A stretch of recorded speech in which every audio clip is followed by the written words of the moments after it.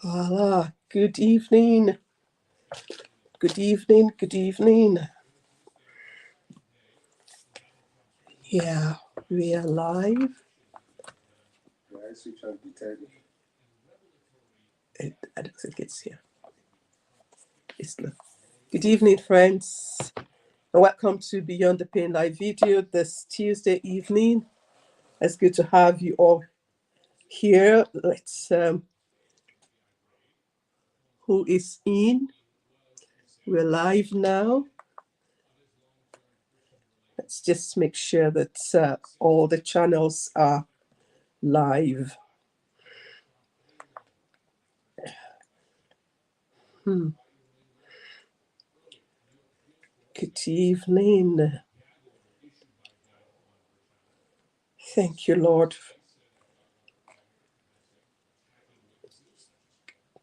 Good evening there. Welcome to Beyond the Pain. We come here every Tuesday evening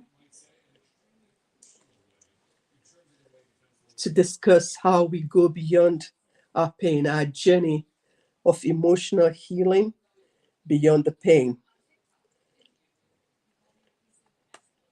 And it's been an interesting journey this year on Beyond the Pain. I'm just been so amazed how things have been synchronizing. And we've been talking about restoration to wholesomeness, emotional healing, and why our souls need to thrive and prosper if our bodies need to be in good health. My name is Irene Olumese. I'm a trauma information transformational coach, and I'm faith informed in the message that I bring to you at Beyond the Pain. Now, today, what I would like to share with us is on course correcting to move beyond blaming others. One of the things that I have noticed in meeting with clients, people who have gone through traumatic experiences, painful stuff, is a tendency to blame. You know, when we go through adversity or go through challenges, when life happens, we look for someone to blame. And that is something that actually can hinder our process of healing. Now, for those of you who may not be aware of this, let me put this out up front. The Writing for Healing course is starting on Saturday, May 25th. And I'm going to share the link to register for the course here. As we go on in our conversation today, I'm going to share some information about the Writing for Healing course. Good evening, welcome. Writing for Healing is a cause that I really dear to my heart because I believe that it is one of the tools that is crucial for our emotional healing. When we have gone through hard times, maybe broken relationships, chronic illnesses, adversity of any sort, we need something, some tools to work with to help us in our healing journey. Good evening, welcome. Thank you for joining us from Ghana. And let me know where else you're joining us from tonight. Good evening. So we're going to be running the Writing for Healing course for 6 weeks, starting from May 26th, 25th. And I'm going to be taking us through some of the techniques that we can use and why writing actually plays a very important role in our journey for emotional healing. Ultimately, our goal here is that everyone who comes to this space, they thrive in their souls. We know that trauma tends to wound us in the deep places. Life happens. Something wounds us. Someone wounds us. Mistakes that we have made comes back with its consequences. But wounds in the soul don't disappear. Things that happen to us don't just get swept away. We need to be able to face them and deal with them. And one of the tools that we can use to face this adverse events in our lives, that have the capacity to cripple us and make our souls toxic is writing. I have used it. I mean, it was a lifeline. Writing was a lifeline of hope for me in the decades that I was dealing with chronic diseases. It gave me a space to be able to express myself, a safe space that I can pour out my heart. And I wrote many letters to God in that season of my life. And it also helped me to be able to reframe my story, to understand that I am not a victim, that something can happen out of my story that will be a benefit to others. And that was how I began to share my story to support others who are going through challenging seasons while I was still going through the storm. Because my writing was no longer just writing to God, I was writing to support others, writing to inspire hope for others. And so I know that writing transforms us, and it also helps us to write a new chapter to our stories. So what happened to us need not be the final chapter. We can always write a new chapter, and we are in control. And I'm talking about course correcting today. That's one of the things that I'm going to be bringing up as well as a tool to deal with blaming. You know, the blame game started right from the Garden of Eden. Then when God came and looked for Adam and Eve, and he asked, "Where are you?" He called for Adam, "Where are you?" And he said he was hiding away. And said, "How come? Have you eaten of the fruit of the tree that I asked you not to eat of?" What did he say? "It was the woman you gave me who gave me the fruit, and I ate it." We'll see that in Genesis chapter 3, verse 12 to 3 to 13. And then the Lord also asked the woman, "What have you done?" And she said, "The serpent deceived me, and that was why I ate it." None of them owned up to the fact that they disobeyed God. Adam blamed God, and he blamed the woman. "The woman you gave me, I was sleeping on my own. You went and brought somebody, and you gave me. She's the one that made me disobey you. It is this woman that you gave me that went to bring the fruits. Even though I knew what your instructions were, I still went ahead and ate it." And of course, the woman blamed the serpent, that he deceived her. So Adam did not admit his fault.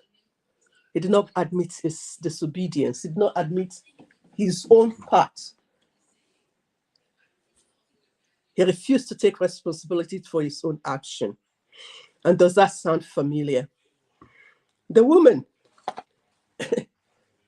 she, of course, did not mention the fact that all of a sudden, the same tree that she has been walking past all this while before the serpent came, all of a sudden, she now saw that it was good to eat.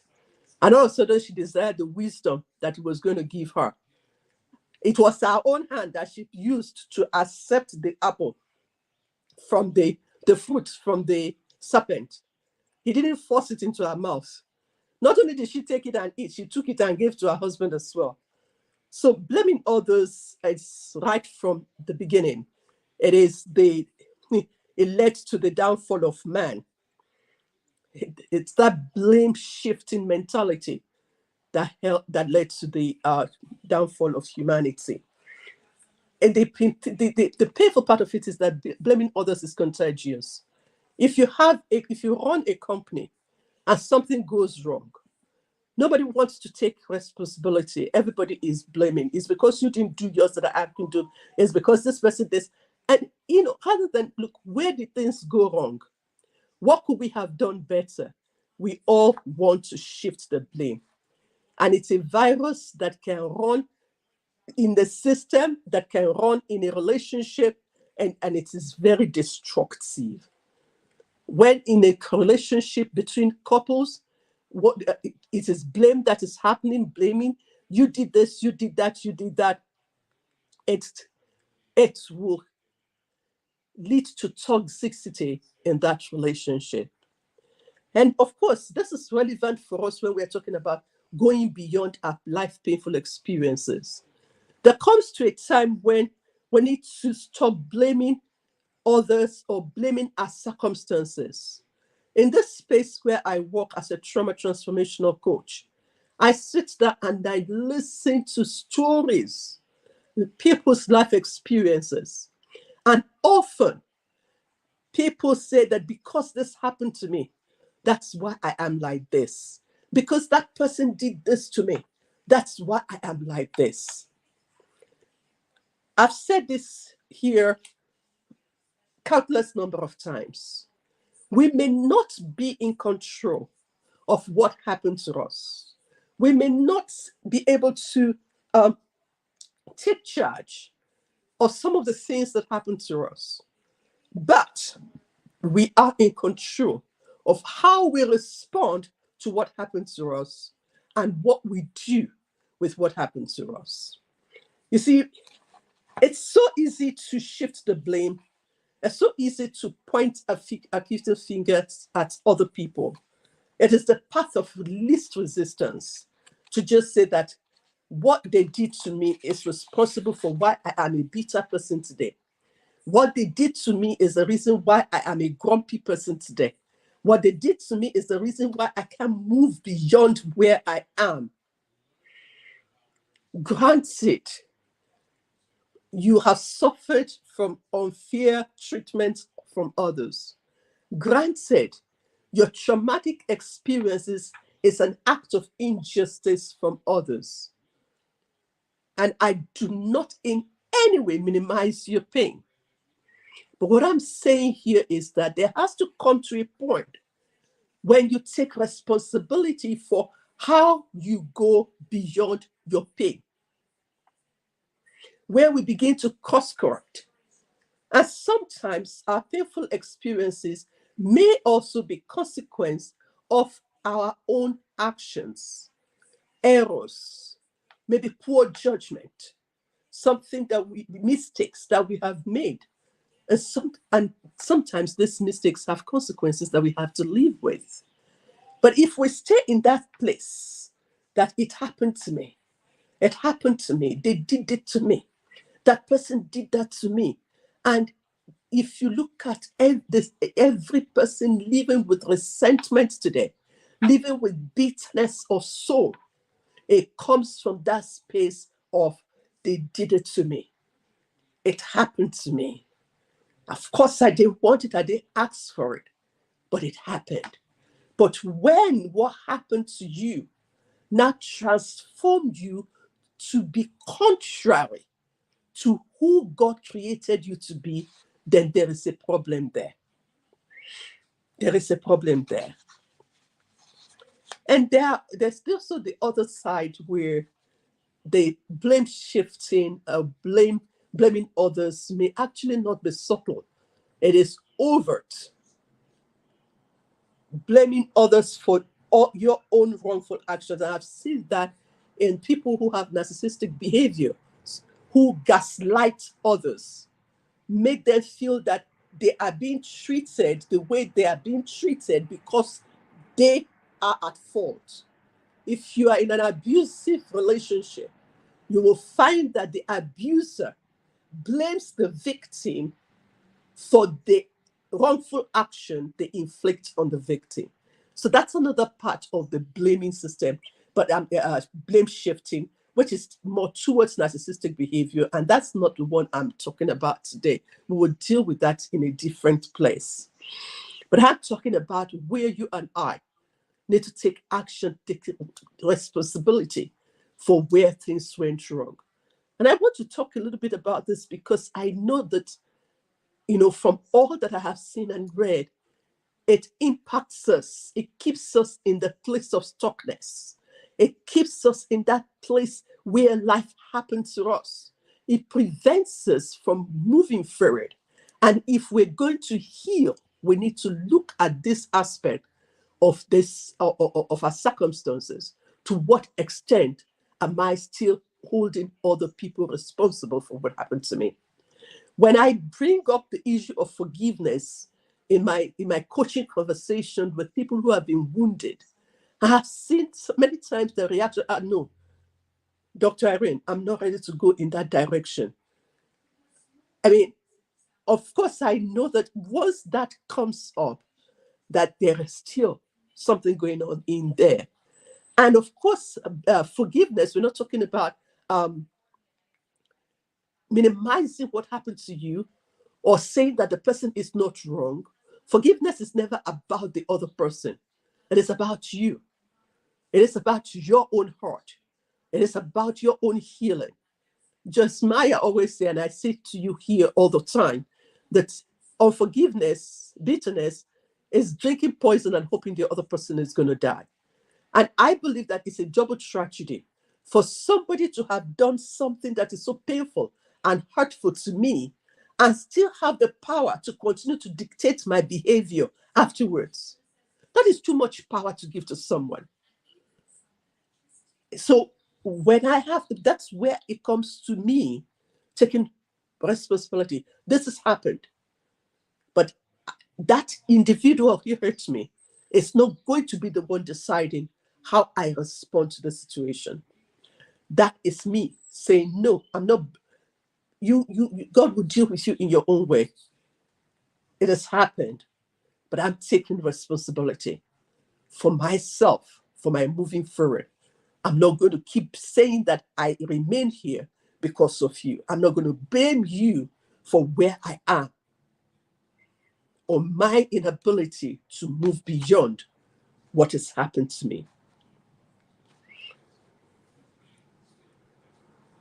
When in a relationship, there is a lot of blaming happening, which I see between couples sometimes when we do couples counseling and things have gone down. Oh, you did that. It is because you did that that this happened, blah, blah, blah, blah, blah, blah. Interesting thing is that it never resolves the conflict, but it actually increases the tension in the relationship and heightens the conflict. When we experience troubles, hardship, that tendency, that innate tendency that we got from Adam will always try to come up. We point fingers, we lash out at somebody else for all that has happened to us. And there's a classic example of that in the Bible. You know, when David and his men went to fight, and then the people they went to support to fight asked them to go back. And they got back, the Amalekites had come. They have raided their homes, their villages, burnt down the houses, and they had taken away all their wives and their children. You'll find that story in 1 Samuel chapter 30. I encourage you to read it. That's a place that has really ministered to me a lot about what to do when life happens. And I learned a lot from the story for the way David handled that situation. But let's backtrack a little bit. So everybody has lost something: their wives, their children, their homes, all gone. The Bible recorded that they wept, the men cried. They cried until they had no more strength to cry. And then something happened. One group of people, David's men, decided that they were going to blame David for what had happened. For the life of me, I don't understand. They all went to war together. They came back and they both suffered the same calamity. And then in their grief, they needed a scapegoat, somebody to blame. That is what trauma can do to us. That is what the hurt, deep-seated hurt, can do to us. We need somebody to be scapegoat, somebody to lash out at, somebody to hold responsible for what had happened to us. So they blamed David. They said it was his fault. And they threatened to stone him. Imagine how far grief can push us, hurts can push us when we don't process it properly. But what did David do? The Bible said that David encouraged himself in his God. Same calamity, same experiences, different responses. One group responded with bitterness and ready to even commit murder because of the intensity of their pain, and one person turned to God and encouraged himself. Enoch had to deal with double calamity. It was bad enough that he lost everything. His friends have now turned against him, and they were ready to stone him. He inquired from the Lord what to do next. And we all know the end of the story. He recovered all without fail. And even for those who wanted to stone him, he recovered everything that belonged to them. Adversity would test our faith. Challenging situations, the storms of life would test our faith. The question is, where is our faith anchored? On what is it anchored? If it's anchored on the solid rock of ages and on the truth of God's word, it should modulate the way we respond when life happens. We cannot be like just any other person if we're truly sons and daughters of God, who trust God, who believe God, who anchors their faith on God. When we are in that state, going through stuff, it is our behavior, our attitude, our actions in that season of life that really demonstrates the quality of our faith. And that's what trials are all about. It tests the quality of our faith. Sometimes the things that we go through is to show us where we really are, what our priorities, where our faith really is standing, how it's showing up. So if in such hard times we choose the path of blaming others, it accentuates our lack of control over that situation.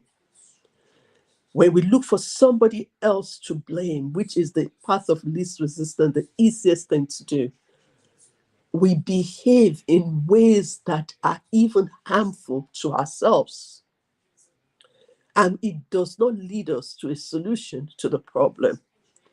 Once we start shifting the blame on an external source, somebody else, it prevents us from looking inward to see what is within us that can help us to address the situation. Because none of us has been left empty-handed, and God has deposited stuff in us, and we know where to find wisdom. If we are truly sons and daughters of God, we know where to find direction. But there's no way we're going to be able to be that reflective to find, to draw back, encourage ourselves in the Lord, begin to inquire of the Lord, if we are looking outside and blaming external sources for what is happening to us. And the interesting thing is that it happens at individual levels, it happens at family levels, it happens in the church, it happens in the communities, it happens in our nations. Blame others. It happens in our workplaces. Hold somebody else responsible. It's always somebody else's fault. Let's look a bit about the impact of blaming. What are the negative impacts that it has on our lives? And this is why it's actually very important for me to talk about this. Because if you're on a journey to healing, if you're on a journey to emotional healing, which is what we're about in this group, we need to be mindful of the things that have negative impact on us, especially on that journey. There is a reduced sense of personal responsibility. When you blame others, you're given the power to them. Like I described earlier, somebody has wounded you, somebody has hurt you. It's bad, it's painful. And honestly, I have been there. I have been a victim of calumny, where somebody that I trusted literally looked in my face and stabbed me at the back and said stuff that wounded me. I reeled in pain. But I had to make up make up my mind what I was going to do with that. I could spend the rest of my life blaming the person for what the person has done and how it affected me. And of course, I started in that direction and I had to course correct. I had to course correct. So I took myself into a quiet place and asked God, how did we get to this point? How did we get to this point that this person could do this? What signs did I miss? Because I had to do self-examination. What signs did I miss? How did somebody that I thought I knew and trusted turn around and do this? So I took responsibility. I must have missed something. What part did I have to contribute in this? And and as I was talking and having this conversation with God, he reminded me of the story of Abraham and Lot. It said, so that there will be no offense between me and you. You take the first choice. If you go east, I will go west. If you go north, I will go south. And as that thought began to develop in me and, in that space of reflection, I realized that I had allowed offense to build up. There are decisions I should have made earlier that offense would not have built up to that space where that could have happened. So I took responsibility for my own action. And in doing so, I refused to give the person the power to continue to hurt me. Because if I didn't do that depth of self-reflection and self-examination, I will continue to allow the person to have the power to wound me because it was painful. It was painful what happened. That was truly a painful experience.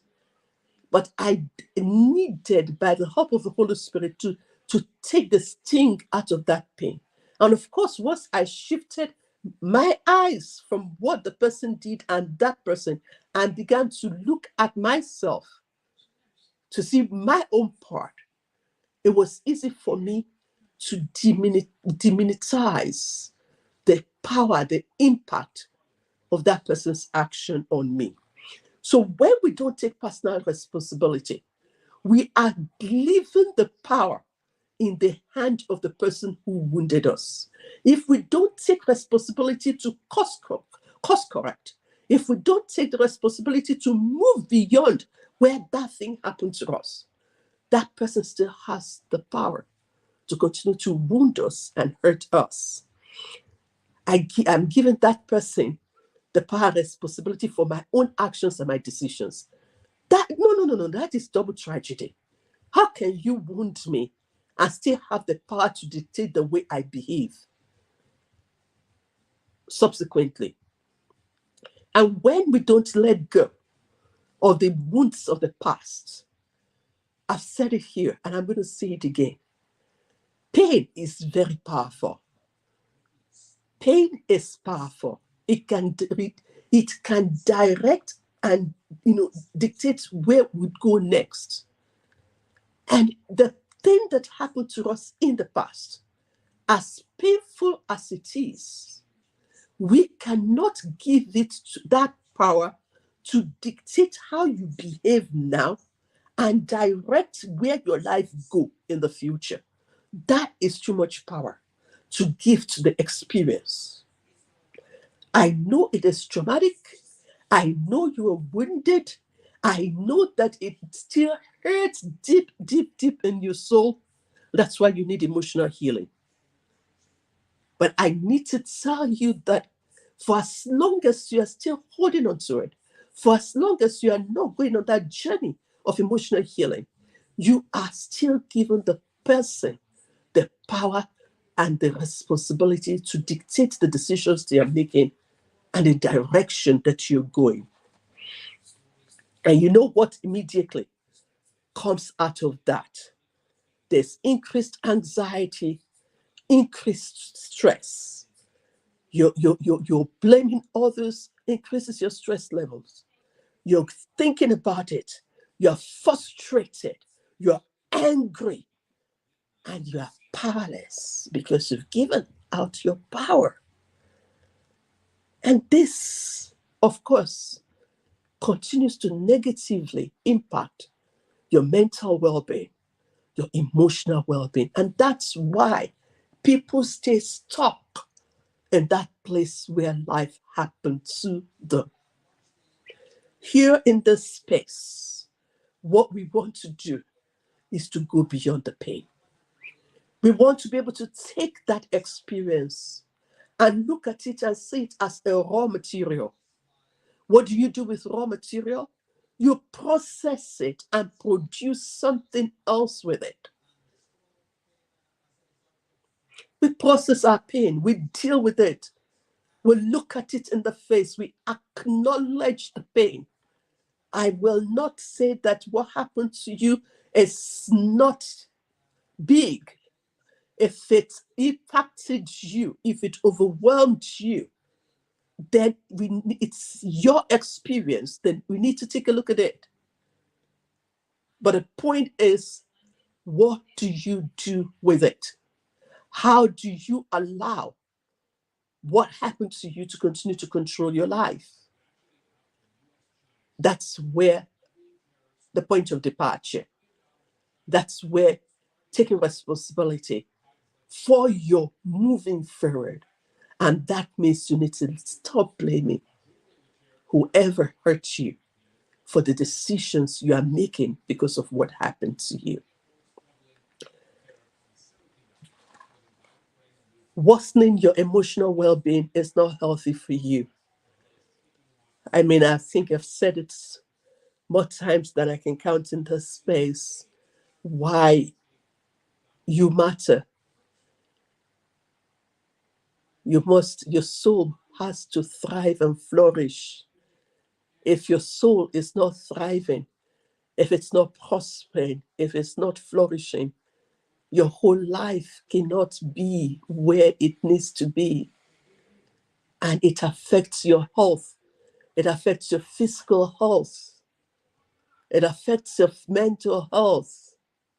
It affects your spiritual health. Everything is connected. 2 weeks ago and last week, we were talking about the mind-body connection. You are not a silo in silos. Your spirit is not in one silo. What your physical health in one silo, your emotional and mental health in another silo. Everything is interconnected. What's happening in your soul, in your mind, affects the entirety of your being. When we carry wounds in our heart, it becomes difficult for us to pray. Oh, and there are those of us that actually sit there and blame God for what has happened to us. Where was God when this was happening? That we have seen so many times. Blaming others will strain your relationship, not only with the significant people in your life, it will strain your relationship with God. Because when you take the tone of blaming God, how do you develop intimacy? How do you grow in your intimacy with God if you are in that position that you're blaming God and fighting God? And it's one thing to voice it out once in the place of pain. It's another thing to now live it consistently. That it becomes now a behavior, an attitude. There is a difference between a one-time reaction. So, God, why is this happening? And a continuous chronic behavior of blaming. And when we blame others, it creates tension in that relationship as well. I mentioned that before. Because blaming can be interpreted as a physical attack. The other person actually feels attacked when you blame them for your own actions. And that leads to breakdown in communication. And of course, it further strains this relationship and makes it difficult to find a resolution. When we blame others, we will never be able to focus on our own shortcomings. You know, the Yorubas have a saying that when you're pointing one finger at others, your remaining four is going towards you. So be careful when you're pointing an accusing finger. You need to check For the Bible tells us that why are you trying to remove the log in another person's eyes if you cannot remove the speck in another person's eyes when you have a log in your own? How do you even see? So there comes for a shift in our perspective, a shift in our mindset. We've got to change. We've got to shift that. And it begins with taking, just sitting ourselves down and reflecting on where the direction of our life is going because of what has happened to us and who is still in control. I know trauma makes us feel, traumatic experiences makes us feel powerless, that we cannot deal with this. And that's what pain wants you to feel, that you are too powerless to deal with it. But something got to snap on the inside of you and you arise from that place and say, no, I refuse to be rendered hopeless and powerless. There is something that I can do about this. And that requires a shift in the way you are looking at that situation, a shift in the way we think. And that's the way that we begin to renew ourselves, we renew our mind. When we're able to have a shift in the way we think, a change in the way we think, it begins to influence the way we behave. It all starts from how we are thinking about what happened and what we want to do with it. So instead of focusing on others, we focus on ourselves. And we can say, I need to change the way I'm seeing the situation. I need to see it from a vantage perspective. I need to bring it in alignment with the truth of God's word. I begin to see, how do I realign myself with what God says about me, not what my circumstances say about me. And the other part of it is that when we are blaming external sources for what has happened to us, it makes it difficult for us to even own up to our own mistakes. To say, okay, where did I go wrong? So that I can take responsibility for my own action. What are my own shortcomings here? What are my own failings here? And if I really want to go beyond where this happened to me, I need to pay attention to that. You and I need to pay attention to that. Again, it brings us to the space of self-reflection. You see, it erodes you of your feeling of worth when you don't look inward and see, okay, what is my own responsibility here? You're eroding your self of worth when you keep saying it is other people that are responsible. It is the circumstances around me. It just gets to me when and the tendency is that it makes us to grumble and complain, blaming and complaining and grumbling. They are cousins. You will not find grumbling without finding complaining and blaming along with it. Because it's always about somebody else. It's always about something else. When we start acknowledging our own mistakes, we begin to look at what we need to do to course correct. I love Nehemiah. When he heard the news that the walls in Jerusalem have been broken, he didn't even, just take it like that. He reflected and inquired. And when he prayed, he said, we have sinned. Our father sinned and we have sinned. That was his conclusion. He wasn't there when the walls were broken, but he knew that the walls were broken because of the consequences of the national sinfulness. They are sin as a people. And so when he approached God, he said, we have sinned. And you and I, if we're going to go beyond the pain and go beyond the blaming, we need to have, we have sinned approach of Nehemiah. I have a responsibility here. I have a contribution to what is happening here. I have a responsibility to take action differently.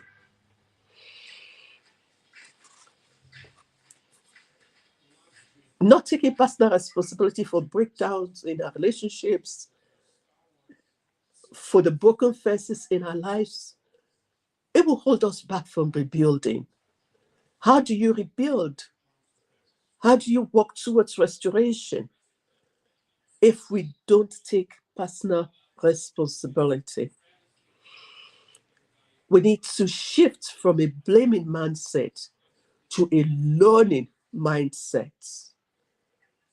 In the situation, my own personal situation that I shared with you earlier, I had to shift from a blaming mindset, the blaming the person who wounded me, to a learning mindset. What can I learn from this situation? Let me examine this. I cannot afford to have a repeat of this situation. And craziness, madness is doing the same thing and expecting different outcomes. It's not possible.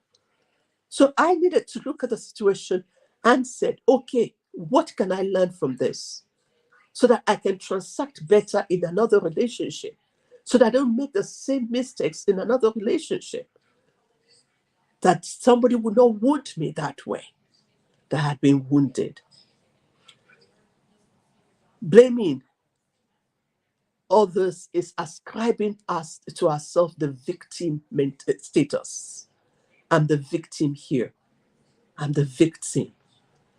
How do you learn from the situation if you stay in the position of victim? You don't want to be an overwhelmed victim. You want to be an overcoming victor. And I shared with us one of the things that we're going to learn in the Writing for Healing course is transitioning from an overwhelmed victim into an overcoming victor. Life has happened, but I have a responsibility and the possibility to write a new chapter. That chapter where life happened to me need not be to be the final chapter of the story of my life. You're the curator of your own story when it comes to that. You have to make a decision. What comes next? Of course, we do not do it in our own strength. We have the Holy Spirit to work with us in that process. But it's a journey that requires us to introspect, to look inward. What can I learn from this situation that I can use to build a new future, a new chapter? And every experience, there is always something to learn. No matter how painful, no matter how the depth of injustice and wickedness may be, there is always something to learn from it. In fact, we owe it to ourselves to mine that experience of gems that we can use going forward. When we have been wounded and we are hurting, if we stay in that victim mentality, blaming God and blaming circumstances and blaming others, it's like putting a wall between us and the work that the Holy Spirit can do to facilitate our healing. The blame game never helps anybody. It keeps us in the status quo. We will never be able to embark on the journey of restoration, of rebuilding, if we stay in the blame game. My dear friends, you cannot move forward if you don't course correct. You need to be able to say, okay, this has happened. I'm making a 180 degrees turn or 140 degrees turn. I am repenting from here and I'm going in a different direction. I'm not staying here. I'm not staying in this space of pain. I'm not staying in the rot of it. I'm not staying in the anger. I'm not staying in the frustration. I'm not going to allow myself to be consumed with a sense of hopelessness, because we know that when people are consumed with a sense of hopelessness, they see no more reason to live. They start ideating, having suicidal thoughts because they've lost a reason to live. They cannot see a future that is possible. That's why we need to course correct, especially when we find ourselves in a space that has been caused by the consequences of our own decisions. We have made a mistake. It was an error of decision. We need to be able to say, I got this wrong. What next? What shouldn't have been in this space? Where do we go from here? I'm not going to say I got here because somebody else brought me here, or somebody else pushed me, or somebody else, deceived me. Like Adam said, or what Eve that said, the serpent deceived me. All right, I'm here. What next? Where do I go from here? How do I turn this around? And that is taking responsibility. You cannot move forward and overcome a problem without dealing with its roots. And there's no way you can deal with its roots if there is no opportunity for self-examination.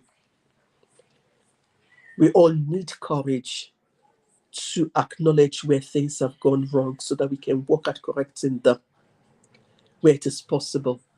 And where we can correct them, we have to learn from it because there are some consequences that cannot be corrected. And then the next option is to learn from it. But it requires us to listen and to learn. Nehemiah listened to the people and he learned and he took an action to rebuild. David encouraged himself in the Lord and he asked the Lord, where do we go next? What do we do next? Should I pursue them? If we don't pause to do that degree of self-examination, self-reflection, introspection, you can't ask the right questions. It was in the place of encouragement that David could say, should I pursue them? Will I recover all? And he could get a response.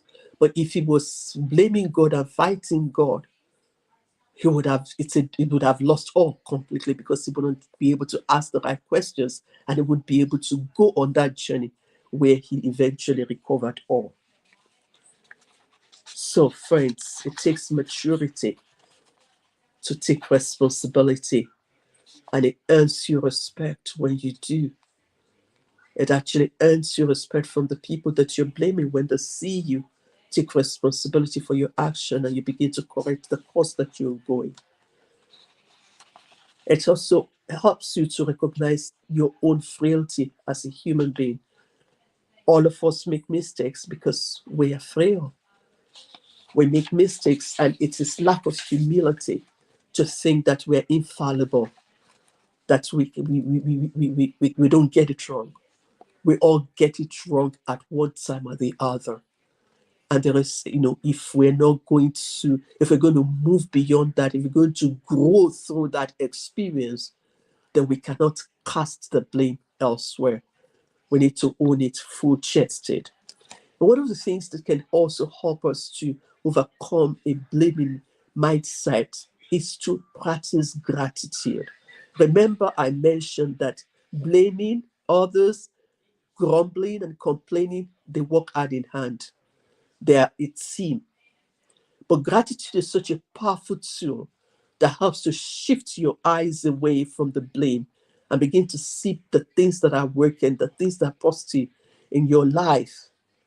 And it's important for us to be able to pause and do that, because it helps us to recalibrate when we practice gratitude. It helps us to see from a different perspective. We're not looking at what is not in the cup. We are thankful for what is in the cup. And one of the writings that I recommend everybody to do is gratitude journaling. It's good to always write down, you write down your prayers, you write down the things you're asking for, and you also write down the things that you have received, the blessings that come to you. And it reminds you in the times when things are going hard. When you go back and look at your journal, you see that, I have been blessed. There's so many things that we can look out for every day to be thankful for. So when we practice gratitude, it shifts our focus to something positive, things that we can be thankful for. And that, takes our attention away from the things that are causing us stress and frustration. Rather than blaming, we need to take focus on what's next, solutions. What solutions? What can you do to improve the situation? What part can you play to make a difference to change the situation? When you begin to think in that direction, you change the stimuli in your brain, you take charge. You begin to ideas will begin to come to you because you're in a space where you are receptive for it. You are receptive to it. And before you know it, what has been in your blind side becomes clearer to you. Self reflection, self awareness, they're crucial, plus gratitude. Self reflection, self examination, self awareness, covered with gratitude, are crucial in reducing the blaming behavior and shifting away from blame mindset to learning mindset to growth mindset. It helps us to look at our thoughts. What are those predominant thoughts in your heart? And what are and our life goes in the direction of our strongest thoughts. It helps you to, when you reflect, you pause and reflect, you can think about what you are thinking about. Many of us need to have a regular mind check, regular checkup of our thoughts, of our minds, and evaluate the direction of our thoughts. When we do this, it helps us to identify the roots of our blaming behavior and begin to develop a more grateful, a more aware behavior. My dear friends, my encouragement to you tonight is, if you find yourself in that space where you have been predominantly blaming circumstances, blaming others, it's time for you to take control. It's time for you to course correct. It's time for you to take personal responsibility. And there's so many examples of people who have done that in the Bible and around about us that can help us to think differently. We renew our mind so that we do not conform to what the others are doing. We renew our minds with the truth. Life has happened to you. You have no control over what happened to you, but you sure do have control with how you respond to what happened to you and what you do with what happened to you. And as we wrap up our time together this evening, I want to once again invite you to join us for the Writing for Healing course that is starting May 25th. It is one of the therapeutic tools that can help us to experience emotional healing. Writing will transform you and it will transform your story. Writing gives you a safe space where you can pour out your heart, and it helps you to reframe the narrative and rewrite the story. It puts you in charge of how your story is told. Your story matters. How you tell it matters. What you do with your story matters. And ultimately, when you process what happened to you and you're able to rewrite a new chapter, it benefits not only you, but others in your sphere of influence. The life-giving hope that comes to you becomes available to them. The comfort you receive as you heal through writing also becomes available to others. See, blessed be the Lord, the Father of all comforts, who comforts us in all our afflictions with the same comfort that we will comfort others. That has been my anchor scripture from October 1984, and it has helped me to process the storms of my life, my painful experiences, and to rewrite a story that can bring comfort to others today. And I desire the same for you.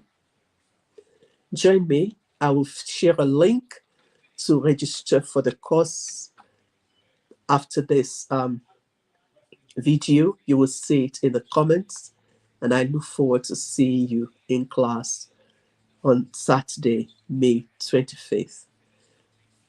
We'll meet again next week, Tuesday, as our usual practice for Beyond the Pain live video, and we will continue our conversation on the different tools that we can employ to go beyond our painful experiences, heal from it, and find purpose that will be meaningful and have eternal significance, not only for us, but for others that God will bring into our space.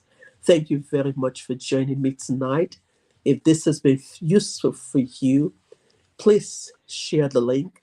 And if there's something that is significant, something that is meaningful for you, that's touching to you, that you're taking away, feel free to share it in the comments, and we'll be there for somebody else to benefit from. Once again, have a good night, and God bless you real good. Thank you for joining.